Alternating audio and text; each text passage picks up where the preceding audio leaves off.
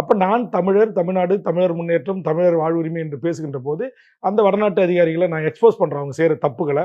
அப்போ அவங்க வந்து என் மீது கோவப்படுறாங்க. வட மாநில ஐஏஎஸ் ஐபிஎஸ் அதிகாரிகள் ஒரு அசோசியேஷன் வச்சுருக்காங்க, தமிழ்நாட்டு ஐஏஎஸ் ஐபிஎஸ் ஒரு அசோசியேஷன் வச்சுருக்காங்க, அப்புறம் டிபிஎஸ்ல கன்வெர்ட் ஐஏஎஸ் ஐபிஎஸ் வர்றவங்க ஒரு பிரிவு கூட்டங்கள் இருக்குது. எப்படி அரசியல் கட்சிகளில் கோஷ்டி இருக்குமோ அது மாதிரி இங்கே ஐஏஎஸ் ஐபிஎஸ்கள்லேயே கோஷ்டிகள் இருக்குது. இப்போ ஒரு சீனியர் எம்எல்ஏ என்ற அடிப்படையில் நேர்மையான மூத்த ஐஏஎஸ் ஐபிஎஸ் அதிகாரிகளோட எனக்கு எப்போ வேணுமாலும் தொடர்பு கொள்ளலாம், பேசலாம்.